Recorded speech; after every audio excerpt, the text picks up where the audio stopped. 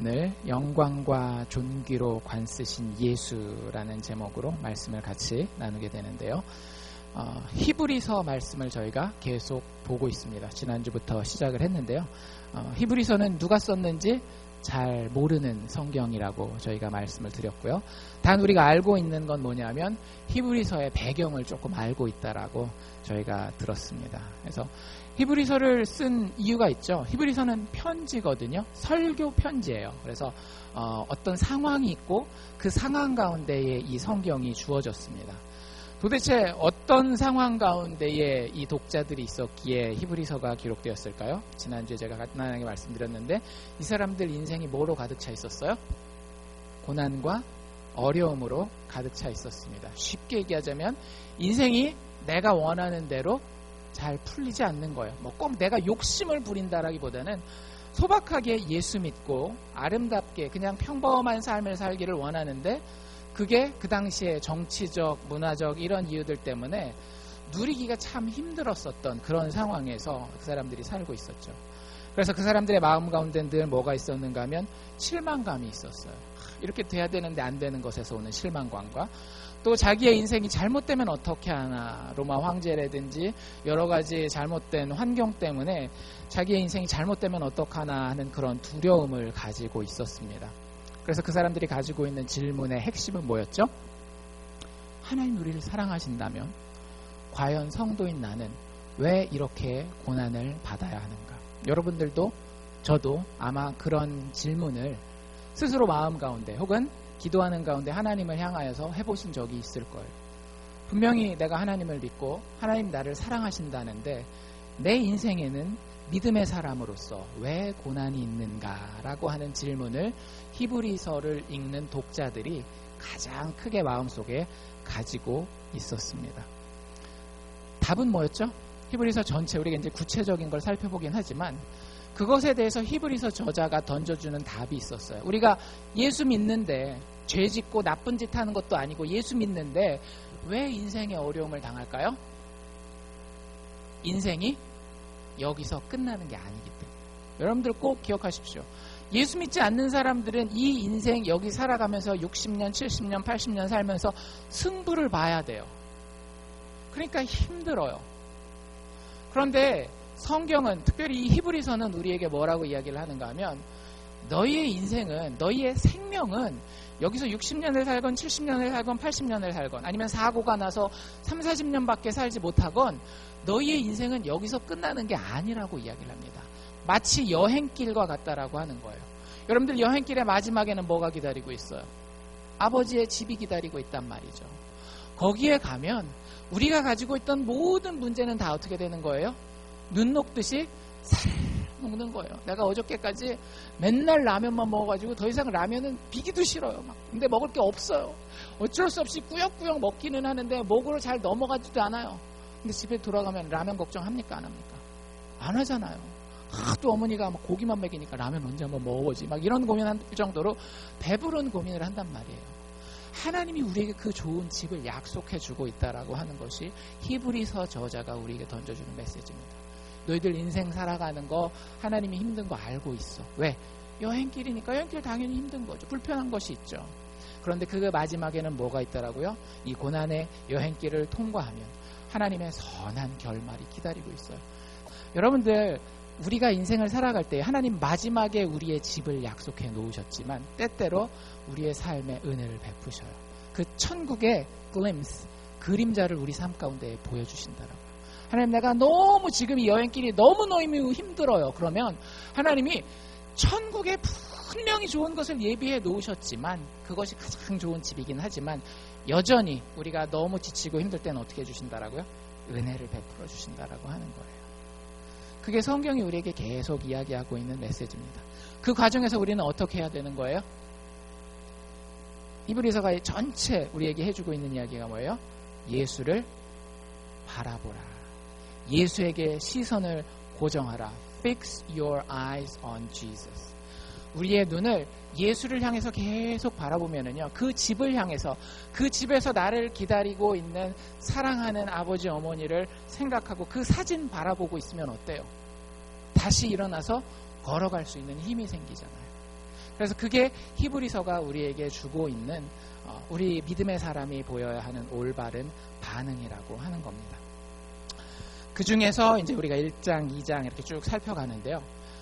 히브리서 1장 지난주에 봤죠. 1절에서 4절까지 보고 그 다음에 쭉 중간에 건너뛴 다음에 2장 1절에서 4절까지 봤는데, 히브리서가 우리가 예수를 바라보게 하는 방법이 있어요. 여러분들이 그 중매를 선다라고 해봅시다. 그 남자한테 중매를 선다 그랬을 때 여자를 소개할 때 어떻게 소개하시겠습니까? 그냥 저기 갑순이라는 처녀 있는데 한번 만나볼려? 이러세요? 그러시지 않잖아요. 어떻게 하세요? 중매를 쓰려면? 너무 이쁘게 생겼어. 뭐 얼굴도 얼짱에다가 막 팔등신에 마음은 또 얼마나 착한지. 그러면 그 총각의 마음은 어때요? 그 처녀를 보지 않았음에도 불구하고 벌써 두근두근 뛰면서 만날 날만 기다리고 그 힘든 총각 생활을 버텨나갈 수 있는 거예요.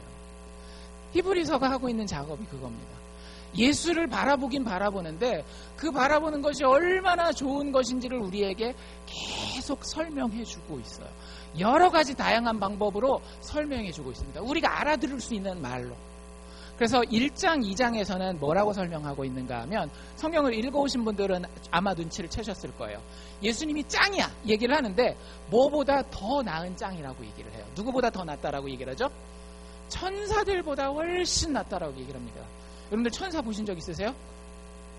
보신 적이 없고 앞으로도 보실 일이 거의 없으실 겁니다. 왜? 천사는 영적인 존재이기 때문에 우리의 육신으로 아마 하나님의 은혜 가운데 볼 수 있는 가능성은 있지만 별로 그 가능성이 크지는 않은 것 같아요. 그렇다면 천사가 이 당시에 히브리서를 읽는 사람들에게는 어떤 의미였는지를 안다라고 한다면 우리에게 우리에 맞는 의미로 적용할 수 있을 것 같아요.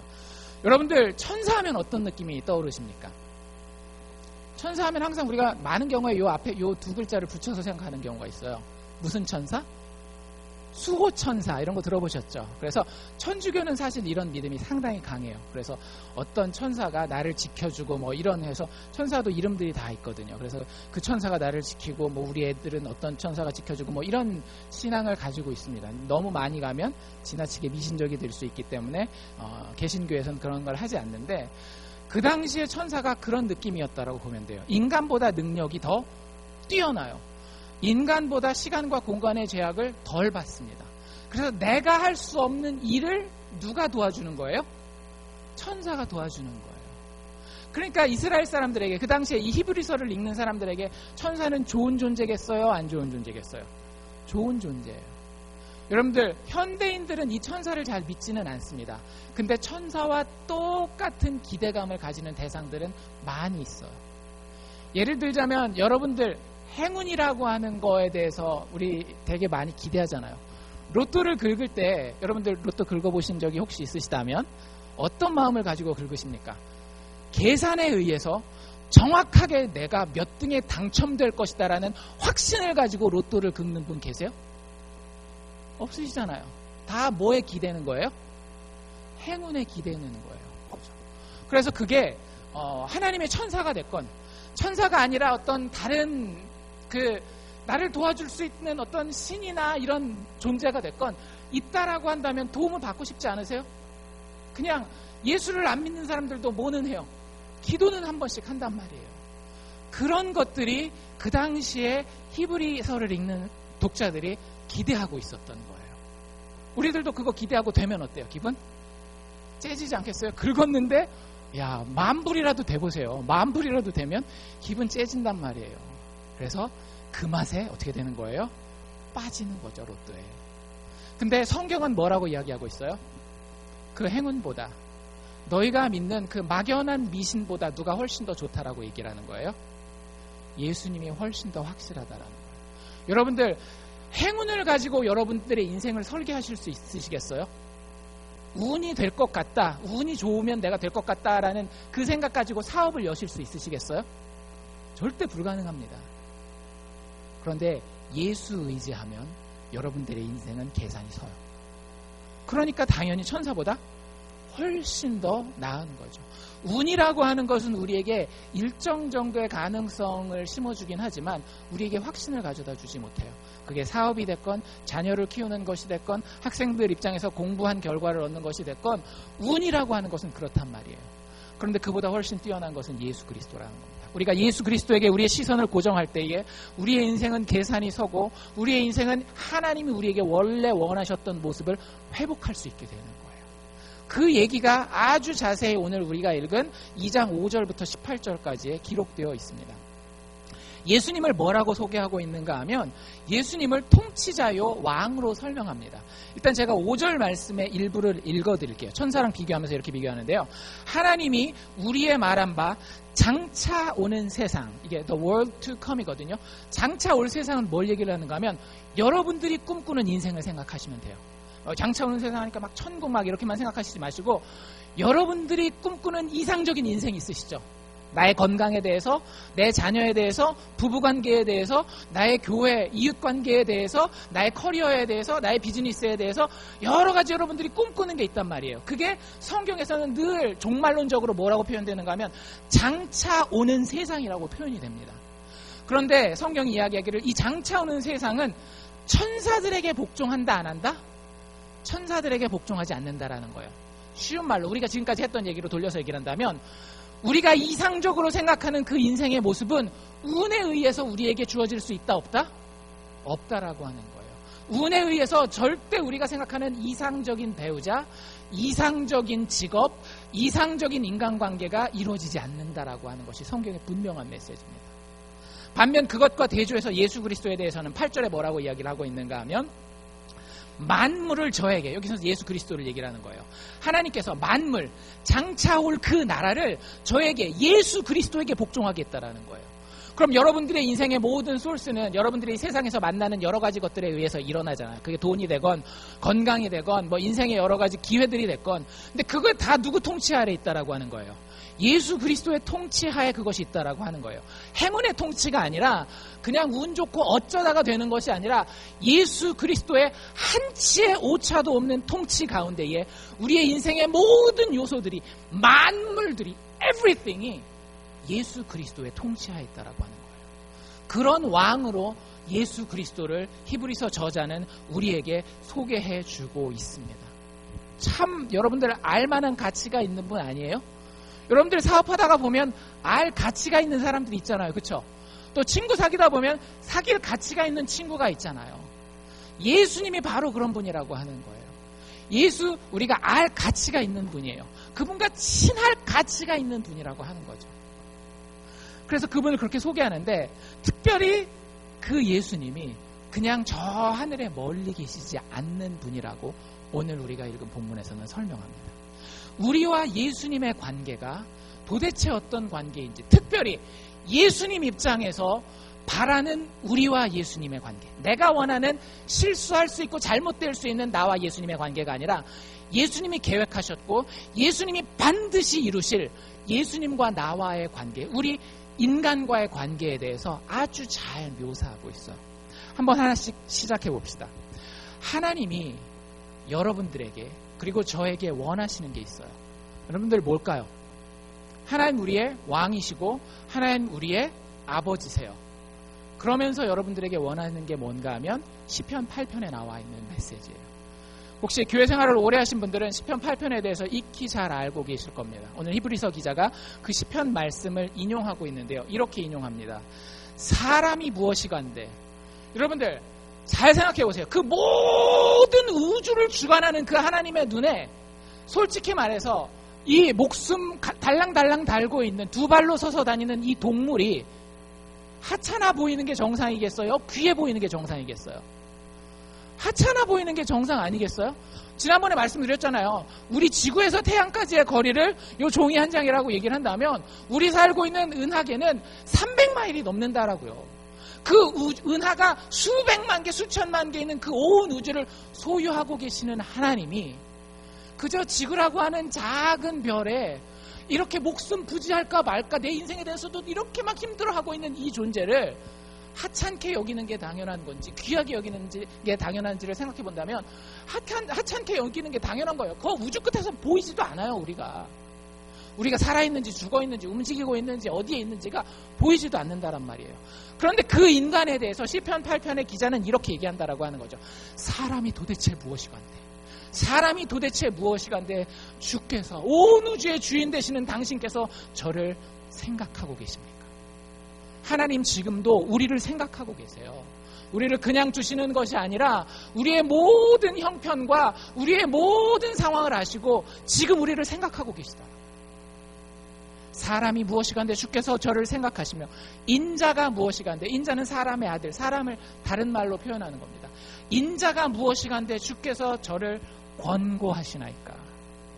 저가 성공할 수 있도록, 저가 회복할 수 있도록 계속 그 길을 인도해 준다라고 하는 거예요. 저를 잠깐 동안은 천사보다 못하게 했지만 우리가 생각하는 그 이상적인 것에 우리가 지금 잠깐은 다가가지 못하는 것처럼 보일런지 모르지만 잠깐 동안이에요. 그거는 저를 잠깐 동안 천사보다 못하게 하시며 단 그 이후에는 어떻게 하신다라고요? 영광과 존귀로 관을 씌워주시기 원한다라는 것이 하나님의 우리를 향한 뜻입니다. 그래서 마지막에 어떻게 하시겠대요? 만물을 그 발 아래, 우리의 발 아래 복종시키는 것이 여러분들이 생각하는 인생의 방향성과 여러분들이 생각하는 이상적인 인간관계와 여러분들이 생각하는 인생의 안식과 평화가 우리 발 아래, 우리의 컨트롤 아래 들어오게 하는 것이 하나님의 뜻이라고 하는 거예요. 제가 만들어낸 것이 아니고 시편 기자만 이야기하는 것이 아니고 성경 첫 장부터 그 얘기가 나오잖아요. 하나님이 천지를 창조하실 때 인간을 만들면서 주신 명령이 있어요. 뭐예요? 너희는 모든 것을 다스리고 가서 생육하고 번성하라고 하는 거예요. 다스리라고 하는 말이 뭐예요? 그것들을 잘 관리하여서 가장 아름다운, 영어 단어로 cultivate라고 하는 단어를 쓰거든요. 제일 좋은 모습으로 만드는데 주도적인 역할을 하라고 하는 거예요. 여러분들 인간은 그렇게 귀한 존재들입니다. 여러분들의 인생이 여기저기 다른 피조물들에 의해서 이리저리 흔들리고 그것 때문에 고난받고 그것 때문에 그저 질질 짜고 앉아있는 것이 하나님의 뜻이 아니에요. 하나님의 뜻은 우리로 하여금 하나님과 똑같이 영광스럽도록 우리가 성장하는 것이 하나님이 우리를 지으신 뜻입니다. 모든 만물을 다스리고 그 안에서 번성하기를 원하시는 하나님. 하나님은 우리의 인생을 바라봤을 때에 우리가 공평을 누리며 평화를 누리고 안식과 번영 가운데 사랑으로 서로 나누고 하나님의 아름다움을 닮은 모습으로 내 모습이 하나하나 성장해가는 것, 이게 하나님이 원래 우리에게 원하셨던 모습이라고 하는 거죠. 그런 모습 참 좋지 않나요? 근데 우리가 이런 이야기를 들으면 조금 흥분하다가 나중에 어떻게 돼요? 그렇지 뭐 이렇게 돼요. 왜? 현실의 나의 모습과 현실의 나의 인생을 바라보면 하나님이 이렇게 의도하셨다는데, 하나님이 나를 영광과 존귀로 관 씌우시고 그리고 나의 발 아래 모든 만물을 복종하게 하시기로 원하셨는데 내 인생의 꼬라지를 보니까 그 모습이 참 엉망인 거예요. 여러분들 왜 그럴까요? 그 이유가 창세기 1장, 2장 넘어 3장에 나와 있습니다. 창세기 3장에 어떤 일이 일어나죠? 아담과 하와가 선악과를 따먹고 타락하게 되죠. 우리는 그걸 한 글자로 뭐라 그래요? 죄라고 이야기를 합니다. 여러분들 선악과를 따먹는 사건의 핵심을 아셔야 돼요. 선악과를 따먹는 사건의 핵심은 뭐예요? 이제부터 누가 내 인생의 주인이다? 내 인생의 주인은 나라고 하는 거예요. 여러분들 그거는 이루어질 수가 없는 현실이에요. 아무리 내가 간절히 생각한다라고 해도 변할 수 없는 사실이 있어요. 요즘에는 좀 그러지 않게도 생각하는 것 같긴 하지만 여러분들이 남자로 태어났어요. 아무리 내가 여자라고 생각해도 생각은 할 수 있겠죠. 남자가 될 수는 거꾸로 얘기했나요? 남자인데 여자라고 생각한다라고 자기가 여자가 될 수는 없는 거예요. 거꾸로 내가 여자인데 남자라고 생각한다고 남자가 될 수 없는 거예요. 주인과 종의 관계에서, 특별히 하나님과 우리의 관계에서도 마찬가지입니다. 하나님이 우리를 만드셨어요. 그리고 하나님으로부터 모든 생명이 나옵니다. 우리가 생각으로 그걸 부정할 수 있겠지만 사실 자체는 바뀌어요, 안 바뀌어요? 사실 자체는 절대 바뀔 수 없는 거예요. 내 인생의 주인은, 그리고 이 모든 역사의 주인은 누구예요? 하나님이에요. 이걸 인정하느냐 안 하느냐가 인생의 모든 것을 바꿔놓습니다. 여러분들이 지금 당장 잡을 가지기 위해서 이 잡을 택하느냐 마느냐, 자녀를 키우기 위해서 이런 교육 방법을 택하느냐 저런 교육 방법을 택하느냐, 그게 인생을 결정하지 않아요. 내 인생의 주인이 누군지 이거 빨리 결정하셔야 돼요. 내 인생의 주인은 하나님이에요. 그런데 에덴 동산에서 아담과 하와가 선악과를 따먹었을 때 그 룰이 깨진 거예요. 그 법칙을 내 몸뚱이로 감당할 수 없을 만큼 아담과 하와가 깬 겁니다. 그래서 우리 안에 뭐가 깨진 거예요? 하나님이 원래 허락하셨던 완전한 샬롬, 평안이 깨진 거예요. 육체적인 샬롬도 깨져서 우리가 영원히 살 수 있는 육체를 잃어버리고, 아담과 하와 오래 살았거든요. 900년 정도 살았어요. 그럼에도 불구하고 900년의 끝에는 어떻게 된 거예요? 죽게 된다라고 하는 거죠. 그게 우리의 죄로 인해서 우리의 삶 가운데 생긴 겁니다. 아담과 하와의 범죄, 그리고 거기에 동참한 우리의 영혼, 그것은 정말로 엄청난 그 영향력을 우리에게 미치고 있어요. 인생이 힘든 이유가 뭐냐면 불안감 때문에 그런 거예요. 사업하시다가 어려운 때를 당하시는 경우들이 있잖아요. 그렇죠? 왜 그렇죠? 지금 이 때를 놓치면 큰일 날 것 같아요. 가끔 가다 보면 말도 되지 않는 거래가 성사되는 경우가 있습니다. 뭐 예를 들자면 저 물건은 뭐 10,000불 정도에만 사면 되는 건데 50,000불에 사는 경우가 있어요. 왜 그런 어처구니 없는 일들이 벌어질까요? 물론 그렇게 사서 10,000불짜리를 50,000불에 사서 500,000불에 나중에 다시 팔면 도움이 되겠지만, 많은 경우 10,000불짜리 50,000불에 사면 어떻게 돼요? 손해보죠. 엄청 오랫동안 손해를 봅니다. 근데 그런 엉뚱한 결정을 하게 되는 데는 다 뒤에 뭐가 자리 잡고 있는가 하면 우리 죄의 결과의 두려움이 자리 잡고 있습니다. 이게 뭔 얘기냐? 제가 하나하나 연결을 해드릴게요. 여러분들, 그 사람이 왜 10,000불짜리를 말도 안 되게 50,000불 주고 살까요? 지금 이때를 놓치면 못 사고 손해가 나에게 돌아올 이익이 오히려 손해로 변해서 돌아올지 모른다라는 생각 때문에 그 얘기를 하는, 그 거래를, 말도 안 되는 거래를 하는 거예요. 근데 그 마음은 어디서 오는 거죠? 지금 이 기회가 유일한 마지막 기회라는 것 때문에 그런 조급한, 그리고 때로는 어리석은 결정을 하게 됩니다. 인생의 많은 잘못된 결정들이 다 어디서 오는가 하면 자기 생각에 지금 이 시간적인, 그리고 그 시간의 제한에서 오는 기회적인 제한 때문에 자기의 큰 그림을 놓칠까봐 엉뚱한 결정을 하는 때가 많아요. 내가 시간의 여유만 있다면 잘 생각해 보세요. 여러 가지 다 시도해 볼 수 있어요. 내가 젊고 또 시작할 수 있으면, 여러분 하다가 안 되면 어때요? 안 되겠다. 나 가서 그 의사 공부해가지고 의사 돼야 되겠다. 하다가 잘 안 됐어요. 그럼 어떻게 하면 돼요? 다시 놓고 그러면 변호사 한번 해볼까? 변호사 공부하고 또 하면 돼요. 근데 그게 안 되는 이유가 뭐예요? 시간적인 제한이 있다라고 하는 거예요. 시간적인 제한은 결국엔 뭘 만들어내는가 하면 기회의 제한을 만들어냅니다. 기회의 제한은 사람을 어떻게 만드는가 하면 조급하게 만들어요. 두려움 때문에 조급하게 만들고 결국 그 인생을 자기는 가장 올바른 판단을 한다라고 하지만 올바르지 못한 판단으로 자기 스스로를 힘든 곳으로 몰고 가게 돼요. 여러분들, 인간의 시간 제약은 왜 생기죠? 죽음 때문에 생기는 거예요. 그렇지 않나요? 내가 죽지 않고 살 수 있다라고만 한다면 뭐가 생겨도 우리들의 마음 가운데는 여유가 있습니다. 숙제 못하면 어때요? 내일 하면 되지. 안에서 잘리면 내년에 한 학년 더 다니면 되지. 근데 그게 잘 안 되잖아요.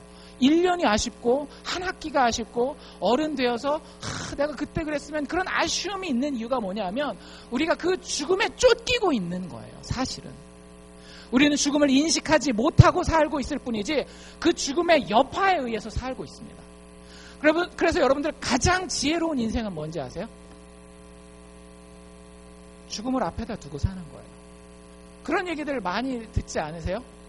뭐 스티브 잡스도 죽기 전에 뭐 이런 얘기를 했다더라, 누구도 뭐 죽기 전에 무슨 얘기를 했다더라 해가지고 하면 다 얘기가 비슷해요. 무슨 얘기예요? 내일 죽을 것처럼 오늘 살라는 얘기 하잖아요. 참 멋있어 보이는데 맞는 얘기예요. 왜냐하면 사람이 죽음 앞에 설 때 가장 지혜로울 수 있거든요. 가장 정확하게 판단할 수 있어요. 오늘 가족의 날이 아니라 어버이날이잖아요. 5월달 전체가 가족의 가족의 달이라고 한국에서는 얘기를 하는데, 몇 년 전에 삼성생명이라고 하는 회사에서 동영상을 만든 적이 있습니다. 몰래카메라를 찍는 거였어요. 어떤 몰래카메라였는가 하면, 그 정기검진 있잖아요. 레귤러 체크업을 하는데, 그 병원을 섭외를 했어요. 삼성생명에서. 그래가지고, 그 사람들이 들어왔다가 나가면, 검진 결과를 이제 뭐 며칠 있다가 다시 봤는데, 그 검진 결과를 책으로 주고 의사가 나갑니다. 검사 결과를 잘 읽어보셔야 될 것 같아요. 라는 말을 남기고. 그럼 딱 넘기면 첫 장에 뭐라고 써 있는가 하면, 사람마다 다 다르긴 한데, 당신에게는 이제 3개월 남았습니다. 이런 말이 써 있어요. 여러분들 잘 생각해 보세요. 건강검진 받고 일주일 후에 결과 받으러 갔는데 3개월 남았습니다. 의사가 그러면. 어떤 사람은 뭐 1개월 남았습니다. 좀 긴 사람은 뭐 2년 남았습니다. 이런 말들이 써 있어요. 근데 책을 이렇게 한 장씩 넘기잖아요. 그럼 의사가 그 사람한테 그 진단을 한 이유가 써 있습니다. 당신이 잠자는 시간 하루에 몇 시간, 당신이 밥 먹는 시간 하루에 몇 시간, 당신이 회사 갔다 오는 시간 하루에 몇 시간, 당신이 인터넷하고 TV 보는 시간 하루에 몇 시간. 왜냐하면 그 건강검진할 때 그런 거 쓰잖아요. 담배를 피는지 안 피는지, 뭐 텔레비를 얼마나 보는지, 운동을 하는지 안 하는지 이런 거 다 쓰는데, 그런 것들이 다 그 질문에 들어있었던 거예요. 그거 다 더해서 어디서 빼는가 하면 그 사람의 예상 평균치 수명에서 빼는 겁니다. 그러면 남아있는 그 3개월, 그게 뭐냐면 가족들과 보낼 수 있는 시간이에요. 가족들과 보낼 수 있는 시간이에요. 사람들이 그 3개월이라는 말과 맨 마지막에 이것이 당신이 당신 자녀와 아내와 보낼 남은 시간입니다 라고 할 때 엉엉 울어요. 왜 그럴까요? 죽음이 눈앞에 보이는 거예요. 여러분들 죽기까지 여러분들 주변에 의미 있는 것들, 의미 있는 사람들과 함께 할 것이, 그 시간이 얼마 남지 않았어요. 뭐 때문에? 죽음 때문에.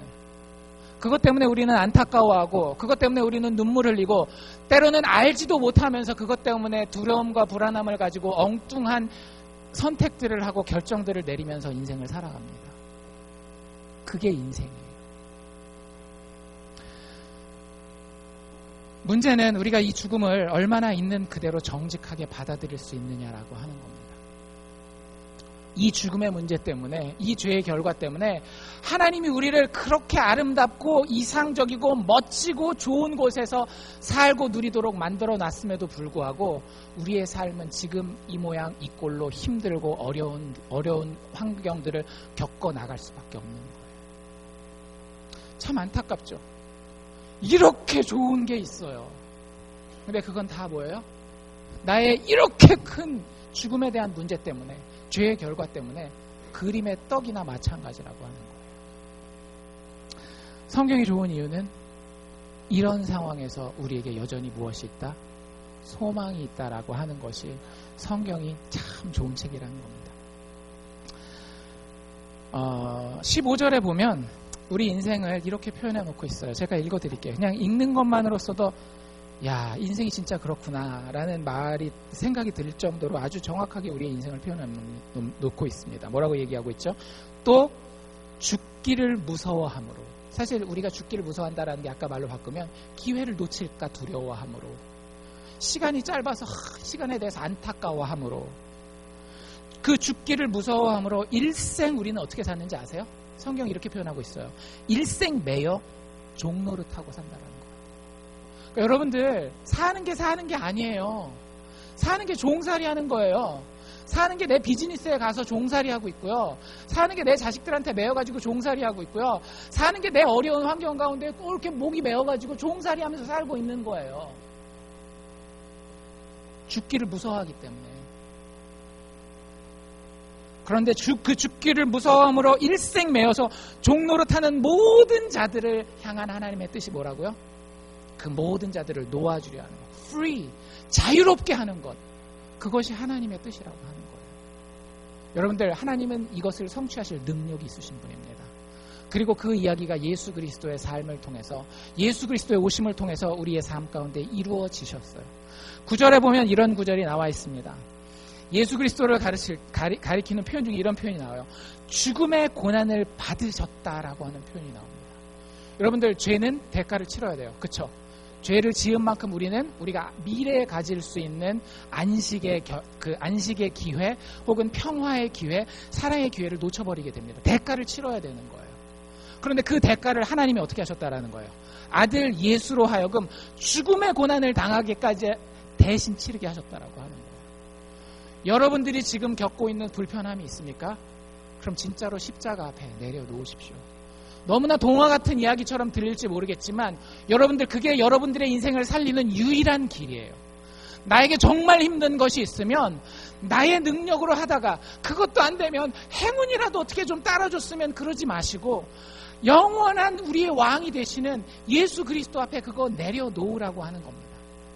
그러면 주님께서 십자가의 죽음을 통해서 그 대가를 대신 치르시겠다고, 아니 이미 치르셨다라고 우리에게 이야기해주고 계세요.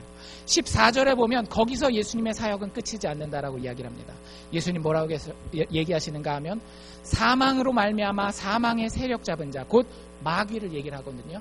우리를 그렇게 두렵고 조급하도록 자꾸 우리의 마음 가운데에 어려움을 주고 불안감을 주고 떨림을 주는 자가 누구냐면 마귀예요. 그 상황 가운데 사실 안 떨어도 돼요, 예수 믿는 사람들은.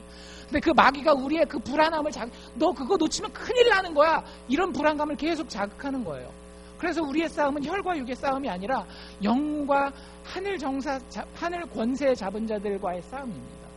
그래서 마귀가 우리에게 그 사망을 가지고 두려움을 주는데 그 사망 권세 잡은 마귀를 하나님 어떻게 하신다라고요? 없이 하셨다라는 거예요. 예수 그리스도께서 십자가에서 죽으시고 사흘 만에 다시 살아나셨을 때에 그 빈 무덤을 통하여 예수 믿는 자들이 그 어려움에서 회복될 수 있는 증거의 도장을 꽝 찍었다라고 하신 겁니다. 그래서 예수 믿는 사람에게는 아까 우리가 읽었던 시편 8편의 그 이상이 현실이 되는 거예요.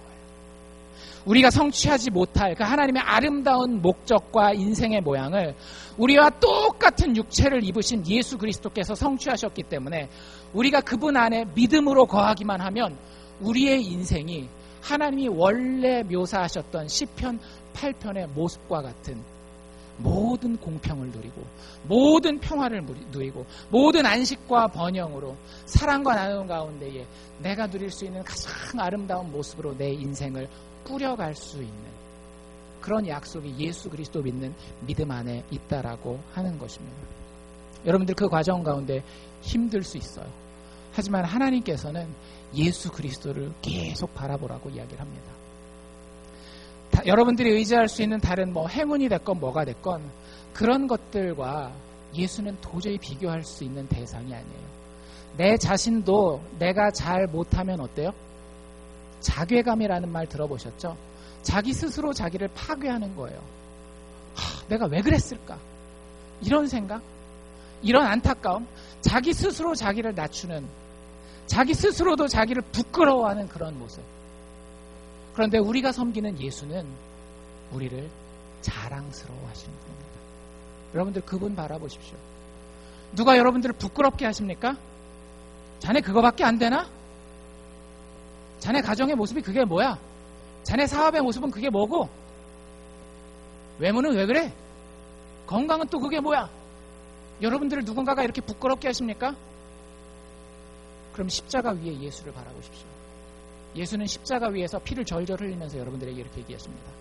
나는 너를 자랑스러워한다. 나는 너를 자랑스러워한다. 11절에 보면 이런 얘기가 나와 있어요. 거룩하게 하시는 자와 거룩하게 함을 입은 자들이 다 하나에서 난지라. 예수와 우리가 이제는 한 혈통이 되었다라고 얘기를 하는 거예요. 그때 예수님이 우리를 향해서 뭐라고 얘기를 하시는가 하면 그러므로 우리를 형제라 부르기를 부끄러워하지 않으셨다라는 거예요.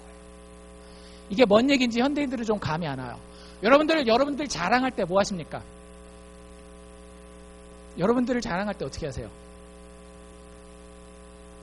자기 PR한다라고 얘기를 하죠. 영어에서 PR은 사실은 미국 사람들은 못 알아듣는 말이고, 쉬운 얘기로 표현하면 내가 이만큼 잘났어요. 나를 자랑하고 싶을 때는 항상 뭐를 쓰는가 하면 이력서를 쓰죠. 그렇죠? 이력서를 써서 학교를 갈 때나 잡을 얻을 때나 어디 갈 때 자기를 자랑하고 싶으면 이력서를 쓴단 말이에요. 이력서에 들어가는 내용이 뭐예요? 내가 지금까지 성취한 것들이 들어갑니다. 내가 이러이러한 성적들을 얻었었고 이러한 사업들을 해서 잘했었다. 이런 것들을 쓴단 말이에요. 이런 업무를 내가 잘 실행했다라는 걸 쓰는데 그거는 우리 생각이고요. 사람은 내가 성취한 것에 의해서 만들어지는 모습보다는 사실은 나의 가족에 의해서 만들어지는 모습들이 훨씬 더 많습니다. 여러분들 그런 거 못 느끼세요? 나 스스로의 모습이 문득 야 이거 내가 엄마랑 너무 똑같다. 내가 이렇게 나이를 먹고 보니까 아버지랑 내가 이렇게 똑같네. 왜 그러냐 하면 사람은 가족에 의해서 만들어지기 때문에 그래요. 그래서 요즘에도 좀 까다로운 사람들은 뭐 따져요? 결혼하고 막 이럴 때 가문을 따진단 말이에요. 근데 그게 우리한테는 조금 낯설고 에이 좀 촌스럽게 이렇게 생각되지만 이 당시 히브리서가 쓰여지던 당시에서는 가문이라고 하는 것이 참 중요했습니다. 그래서 그 사람 아버지가 누구였는지 그 사람 할아버지가 누구였는지 이런 것들이 되게 중요해요. 요즘도 중요하더만요. 한국에서 로스쿨 갈 때 우리 할아버지가 대법관이었어요 해도 그게 먹힌다 그러던데요. 참 어쨌든 뭐 그렇게 나쁘게 쓰면 안 되겠지만 어쨌든 그 당시에 그 족보라고 하는 것은 이력서를 대신하는 거였습니다. 무슨 얘기인지 아시겠죠? 우리는 우리를 자랑하려면 뭘 써요? 내가 뭘 했습니다, 잘했습니다를 막 쓰지만 사실은 그거보다도 더 중요하게 그 당시에 쓰였던 건 뭐냐면 족보였어요. 우리 아버지가 이런 분이고 우리 할아버지가 이런 분이고 이렇게 써요. 그런데 만약에 여러분들 조상 중에 범죄자가 있어요. 요즘에는 이제 한국도 조금 발전해서 범죄자의 얼굴도 막 공개하고 막 신상 공개도 다 하고 그러죠. 근데 그런 사람이 여러분들 조상 가운데 있습니다. 그러면 이력서, 즉 족보를 낼 때 어떻게 하면 되겠어요? 그 이름은 살살살살 지우고 돼요. 실제 그랬어요. 그 당시에 족보를 보면 족보들이 중간중간에 뜨는 족보들이 있습니다. 왜 그랬을까요?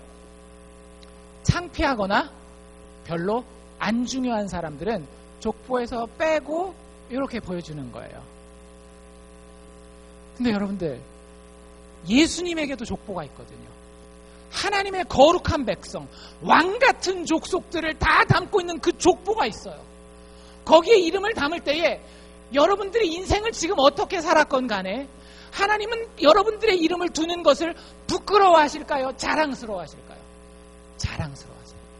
여러분들이 예수를 사랑하기만 하면, 예수 믿는 믿음만 있으면 예수님은 예수님의 족보에 여러분들 이름 쓰는 것을 아주 자랑스러워하신다라는 거예요. 이놈이 내 형제예요. 이놈이 내 동생이에요. 야, 이름 여기 개똥이. 이름은 못났지만 아주 자랑스러운 내 동생이에요. 이게 예수님이 우리를 보는 시각이라고요. 나 스스로도 나를 부끄럽게 여길 그때에 예수님, 야 무슨 얘기야, 일로 와. 족보, 너 우리 족보에 속해 있는 애야. 이렇게 봐주신다라는 거예요. 제가 거짓말하는 것 같아요? 여러분들 마태복음 1장에 뭐가 나와 있어요? 족보 나와 있잖아요. 아브라함에서부터 쭉 시작되는 그 족보. 그 족보에 보면 독특한 사람이 4명이 등장합니다. 누구 4명이 등장해요? 여성 동지 4명이 등장해요. 우리한테는 별로 감이 안 오는 얘기지만 그 시대의 여자는 뭐라 그랬어요? 인간이 아니므니이다. 인구를 세면, 사람의 머릿수를 세면, 사람의 입술을 세면 여자는 셌다 안 셌다? 안 셌단 말이에요. 재판정에 나아가서 그 증인 신청하면 여자가 얘기하는 그 증인은 그 법적으로 인정도 안 되던 시대란 말이에요. 그런데 예수님은 그 여자들까지도 자기 족보에 두는 것을 창피하셨어요? 자랑스러워하셨어요? 자랑스러워했단 말이에요. 게다가 그 여자들이 어떤 사람들인지 다 살펴보세요. 다말이라고 하는 여자가 있거든요. 다말은 근친 상간의 피해자입니다. 자기 시아버지랑 그 성적인 관계를 맺어서 자녀를 낳는, 참 그 당시에 손가락질 받을 수밖에 없는, 불에 타서 죽을 뻔한 간신히 살아난 그런 여자였어요. 밧세바는 또 어떤 여자예요? 간음하고 자기 남편 죽인 사람이랑 가서 산 그런 여자란 말이에요. 라합 직업 자체가 뭐였어요? 기생이었단 말이에요. 마리아, 예수님의 어머니 마리아도 다른 사람들이 볼 때는 어떤 사람이었어요? 싱글맘이에요. 결혼하지 않고 애 낳은 싱글맘이란 말이에요. 그런데 그 사람들을 예수님이 자기 족보에다가 어떻게 두셨다라고요? 부끄럽게 뺀 것이 아니라 자랑스럽게 두셨다라고 하는 거예요. 여러분들 인생 가운데 여러분들 스스로도 부끄러워할 만한 여러 가지 것들이 있습니까? 그것 때문에 내 인생이 힘든 것 같고 망가지는 것 같고 어려운 마음의 안타까움이 있어요? 예수 그리스도 앞에 나오십시오. 예수 그리스도께서 여러분들을 자랑스러워 하시면서 왜 이제 왔어? 네 이름 빠져 있었구나 하면서 자신의 족보에다가 아주 당당하게 여러분들의 이름 3글자를 다 하나 아름답게 쓰실 것입니다. 그 예수 바라보라는 거예요. 그 예수님이 계시는데 어디에 행운이나 뭐 이런 거 바라보고 계세요. 그 예수님이 십자가에서 너 참 귀한 놈이다 라고 얘기할 때 아멘 하고 하나님 안에서 믿음으로 참 저 귀한 사람입니다. 감사합니다. 겸손함으로 받으면 되는 거예요. 그리고 우리를 자랑스러워 하실 뿐만 아니라요. 그분은 우리의 삶을 직접 오시는 분입니다. 17절 18절에 보면 이런 말이 나와 있어요. 그러므로 저가 범사에는 무슨 일이에요? 뭐예요? 모든 일이라는 거예요. 우리가 어떤 일을 하고 있든지 간에 어떤 좋은 일을 겪고 있건 어떤 감당할 수 없을 만한 어려운 일을 겪고 있건 범사에 형제들과 같이 되셨대요.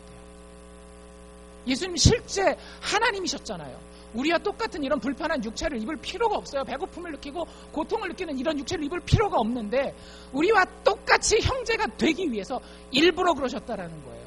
저가 범사의 형제들과 같이 되심이 마땅하도다. 18절에 또 뭐라고 되어 있어요? 예수님은 이 땅에 오셔서 그냥 편안하게 살다 가신 분이 아니라고 하는 거죠.